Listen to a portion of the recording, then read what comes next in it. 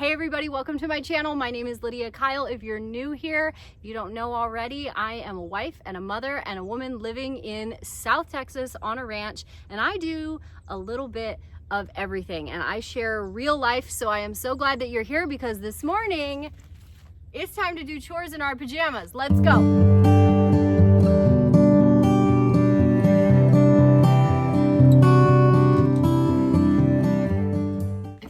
Thing about homeschooling and living rurally is we can do everything at our own pace. Like, unless there's an emergency, obviously if there's an emergency or something that changes, or if there's a job that has to get done early, but like a typical morning for us, we wake up when we want, except for my husband, bless his heart. He goes to work very early, but the rest of us, we just kind of wake up naturally, which is usually around like 7:30 or so. My kids get up when they want. I do morning chores, and then, you know, it doesn't matter what time we start school as long as the school gets done. So it's almost 8 now, and I need to get chores done this morning. So I'm gonna get chores I'm gonna get myself up. I'm gonna get chores done. We usually do chores in my pajamas, so no big deal there. And then we'll get on with the rest of our day. So let's go do chores.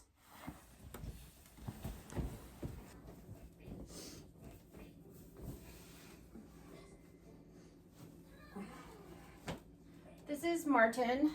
Martin used to be an outside cat when we were in New Mexico. Oh, you don't want to be on camera today?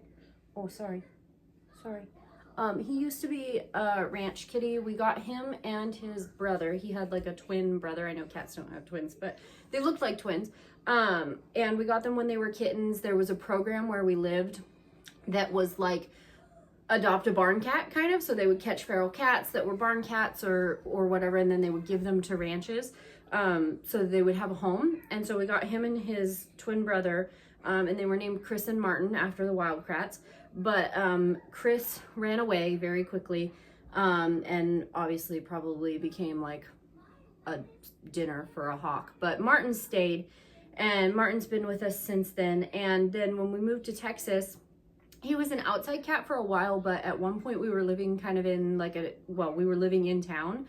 And so he had to come be an inside kitty, and honestly, he's been an inside kitty since. So since we came to this ranch, he goes outside as much as he wants, but he doesn't spend the nights outside, because we have another outside cat and they fight, and that's why his ears all torn up, is because they get in these like battle royale moments.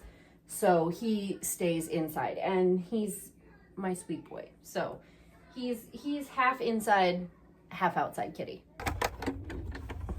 Main morning chore that has to happen is the bottle calf has to be fed. Everything else is just kind of like, it can happen whenever, but the bottle calf gets fed twice a day, so she's top priority first thing in the morning.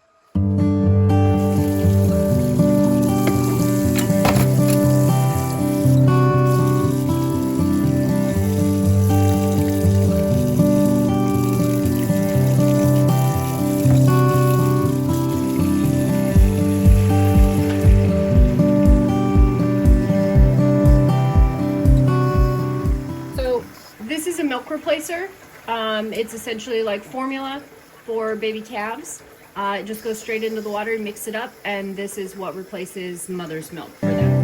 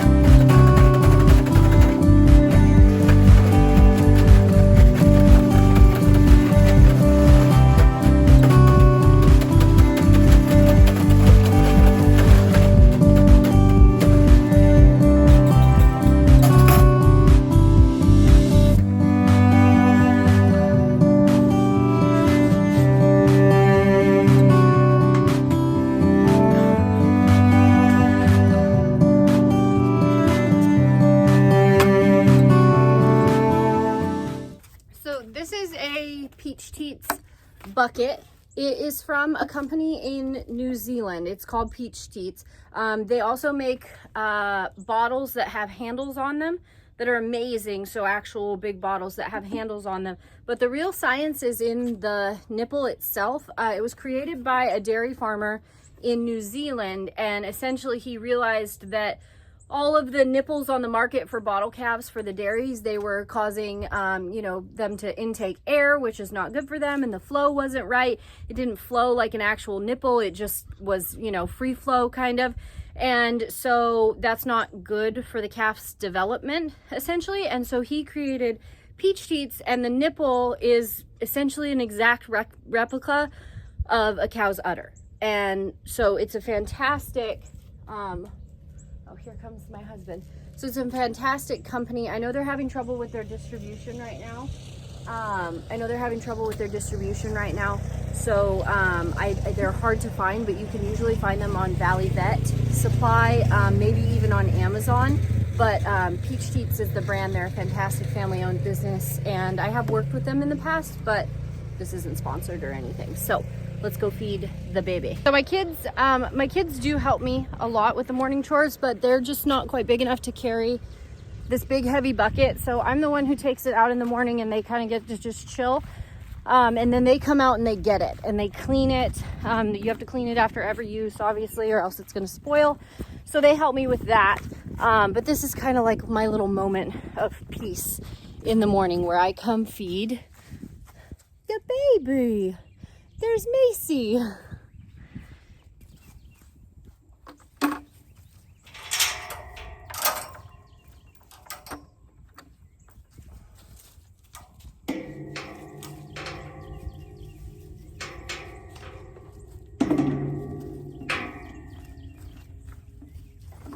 Oh, I should have put on my mud boots. It is a muddy, sloppy mess in here. Gross.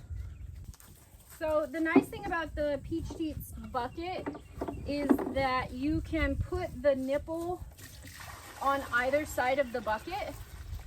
So we have this one set up to where she can't knock the bucket. So you can put here, line yourself out. Line yourself out. There you go. There you go. It's not good for them if they stand at an angle. It can go down the wrong pipe, essentially. So you want them to be lined up like they would be on their mama. What was I saying? Oh yeah, on the bucket, you can put the nipple on either side. So initially when she was a baby, she's about just close to 3 months.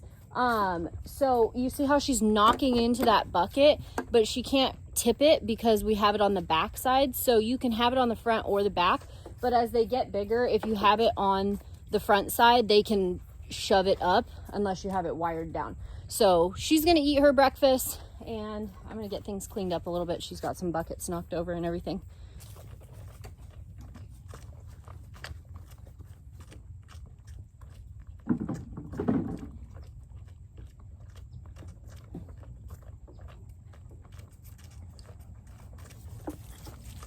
Oh, sister, sorry. Come back over.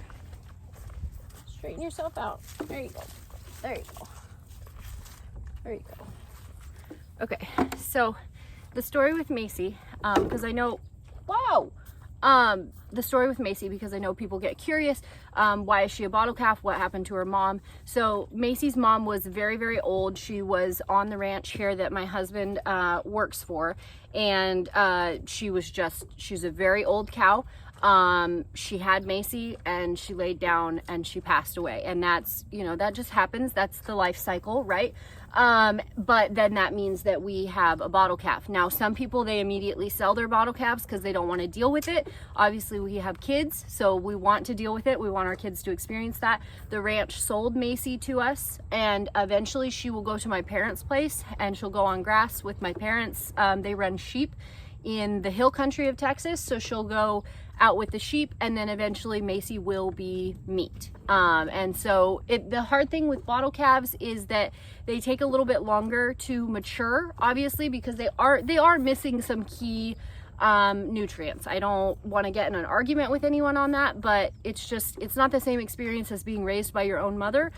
We do the best that we can. She has everything that she needs, but you know, you can tell that she looks a little bit different than other calves, and that's just because she's an orphan and we take care of her now and we provide her with everything that she needs, but their life experience is just a little bit different. Some people say that, like, you know, if you put a calf that was a bottle calf out into a herd of calves that are of the same age as them, the same calf crop as them, you will be able to pick out the one that was raised on the bottle. They look a little bit different. They act a little bit different, obviously, because they're gentler. But anyway, we're glad to have her. We raised a bottle calf 2 years ago, same thing. And now he is in our freezer, and we are very blessed to feed our family with homegrown meat. So anyway, Macy is a baby right now, and that's not in her cards anytime soon. She's still on the bottle. She's eating a little bit of hay, but in the future she'll go up to the hill country and probably end up thinking that she's a sheep by the end of it. She's almost done with that, but like I said, it's my kids' job to come take care of the bucket. That's their responsibility. My oldest can carry this bucket when it's full of milk, but it ends up being dumped everywhere, so I just do it myself.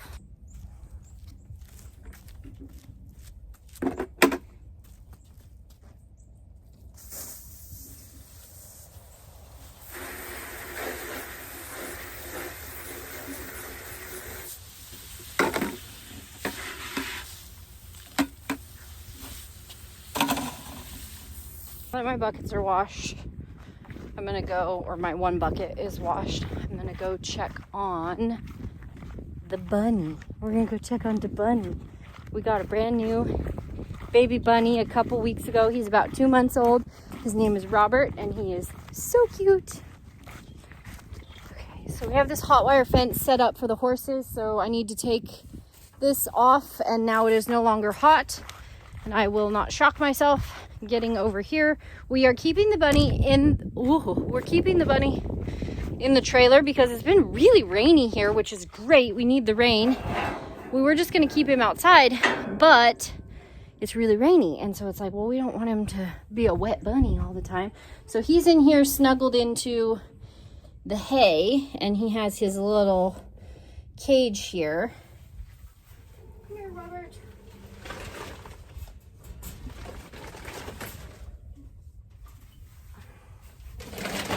So I have some alfalfa clippings for him. My husband brings those up, so I'm gonna give him some alfalfa clippings to enjoy. And I'm gonna refill his food. He has just like a little pellet.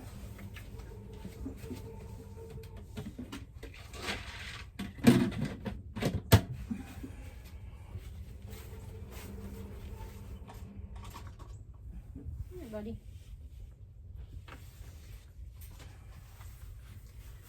So this is Robert. This is our sweet Robert bunny. How he got his name, honestly, I think my kids named him after Robert Irwin. We had been watching a lot of Robert Irwin. Here, I'm gonna lift this up just a second. We have been watching a lot of Robert Irwin. Oh, hold still. Just a second. There we go. It's a little bit easier. So the kids have been watching a lot of Robert Irwin, and somehow we landed on the name Robert for the bunny. I think, okay, so he is, I think they call them Tamuk, because he came from Texas A&M, Kingsland, and that's where they breed these rabbits. He's like a specific breed of meat rabbit. We're not gonna eat him. We're not gonna eat him. We got a meat rabbit, yes, mostly just because they're less expensive than like a show rabbit. We're not gonna eat him. He's a pet. I love him. This is my baby. But anyway, this is Robert the bunny, and he's I think they call it Tamuk, but maybe it's Tamuk, but that feels kind of ridiculous to say that every time, so I'm assuming they say Tamuk, but he's a specific kind of meat rabbit, and he's gonna get really big. Apparently they get between like 10 or 12 pounds. So, oh, sorry. Hold on, I'll hold you like this. There. So he's only 2 months old right now, and he's gonna get very big. So that's Robert the bunny. In you go. Okay. So we're gonna let him eat his breakfast, and now I'm gonna go get ready for the day. Everything that needs to be done this morning is taken care of. My husband does the horses in the evening, so we're good. There go the horses for the day. They're going out to grass. They get to go out for the day, and then they come in at night. That's my husband's horse, the red roan. Her name is Drifty, and that's my old horse, Tinkerbell. Tinkerbell is 23 or 24 now. She's my old rodeo queen horse. So she's showing her age a little bit, but she's still got a lot of life left in her, and the kids really, really love her. Drifty is like 17 or 18. I don't know. It's hard when your animals get old because you don't want to accept it. Like, I don't want to accept that they're getting old, because then that also means that we're getting older, and I don't know how I feel about that. But I bet you guys thought I would forget. Nope. Hot wire's on. All right, y'all, that is it for chores this morning. Everything's taken care of. Now it's time to take care of me and get me ready for the day so that we can do homeschool. Thanks for tagging along, as always. Thanks for being here. You can find me on all of my other socials. My handle's the same. It's at Lydia_KYL. I would love to connect with you there because I share real life in a lot of different ways. Bye.